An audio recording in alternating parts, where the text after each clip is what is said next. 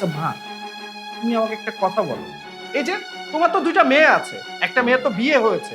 আজকে যদি ওর শ্বশুর বাড়ির লোকজন ওর সাথে সেম আচরণ করতো, তখন তোমার কেমন লাগতো? ভালো লাগতো?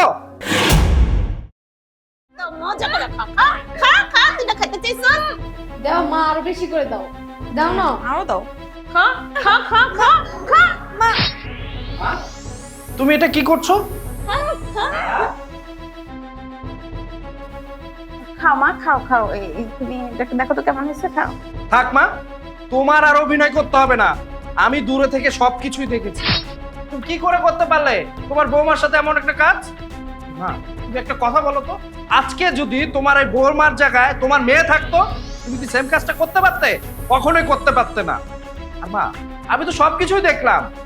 ও তো ঘরের কাজ করবে না করেনি। ও জাস্ট এইটুকু বলেছে যে আমি খাবারটা শেষ করি, তারপর ঘরের কাজ করব। আর তুমি উল্টো ওর সাথে যেই আচরণটা করলে, আমি একদম তোমার থেকে এটা আশা করিনি। আর আমি অনেকদিন যাবত দেখতেছিলাম ও মনমরা হয়ে ঘরের এক কোণে বসে থাকে। আমি ওকে বারবার জিজ্ঞেস করেছি তোমার কি হয়েছে, ও আমার কোনো কথাই বলেনি। কিন্তু আজকে বুঝলাম যে এটার পিছনে কারণ কি। এইটার পিছনে কারণ তুমি। শুধুমাত্র তোমার জন্য আজকে ওর এই অবস্থা।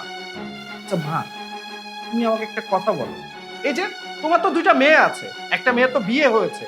আজকে যদি ওর শ্বশুর বাড়ির লোকজন ওর সাথে সেম আচরণ করতো, তখন তোমার কেমন লাগতো? ভালো লাগতো? তোমার ছোট মেয়ের তো বিয়ে দিবা, ওর শ্বশুর বাড়ির লোকজন যদি এমন আচরণ করে, তখন কেমন লাগবে? ভালো লাগবে তোমার? হ্যাঁ, বিয়ে করার আগে আমি শুনেছিলাম ওর মা মরে গেছে। আমি ভেবেছিলাম এই বাড়িতে যদি ওই বউ হয়ে আসে, অ্যাটলিস্ট মায়ের ভালোবাসা তো পাবে। কিন্তু তুমি ওকে কি ভালোবাসা দিলে? মা, ও যে তোমাকে সম্মান করতেছে, এটা তোমার কপাল। মা না, তোকে মা বলতে আমার ঘেন্না লাগতেছে। কি করে করতে পারলা? কি করে করতে পারলো ওর সাথে এমন একটা কাজ? মা, আমি সারাদিন অফিস করি, অফিসের মধ্যে একা পড়ে থাকি।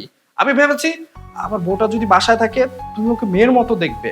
কিন্তু তুমি ওর সাথে যেই আচরণটা করো, একটা মানুষ মানুষের সাথে করে না। তোমাকে না আমার মা বলতে ঘৃণা লাগতেছে, ঘৃণা লাগতেছে। দেখ বাবা, এভাবে বলে আমাকে আর লজ্জা দিস না। আমি আগে ভাবতাম বউকে সবসময় টাইটের উপরে রাখতে হবে, তাইলে ও আমার বাধ্য হয়ে থাকবে। কিন্তু এটা করতে যায় যে আমি ওর উপরে এত টর্চার করে ফেলছি, এটা আমি বুঝতে পারি নাই বাবা। আমাকে তুই মাফ করে দে বাবা। মা, তোমার লজ্জা লাগতেছে না? তুমি আমার কাছে মাপ চাইতেছো। ভুলটা কি তুমি আমার সাথে করেছো? তোমার প্রতি জাস্ট আমার ঘৃণা লাগতেছে। মা, এই মেয়েটা ঘরের প্রত্যেকটা কাজ করে। তুমি একটা গ্লাস পানি ঢেলে খাবা, ওই কাজটাও তোমাকে করতে দেয় না। তুমি এই মেয়েটার সাথে এই আচরণটা করতে পারলে? মা, কি করে করো? হ্যাঁ, তোমার কি একটু মনুষ্যত্ববোধ নেই?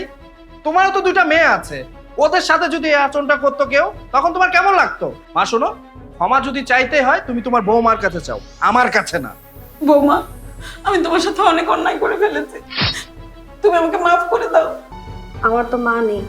এই বাড়িতে বউ হয়ে আসার পর থেকে আমি আপনাকে আমার মায়ের চোখেই দেখি। আমি যতটুকু পারি ততটুকু আপনার সেবা করার চেষ্টা করি মা। আপনার কাছে আমার কিচ্ছু চাওয়া নেই।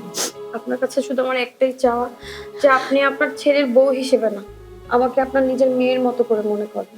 আমি আজ থেকে তোমাকে মেয়ের মতো দেখবো, বউর মতন দেখবো না। আমার আমার ভুল হয়ে গেছে।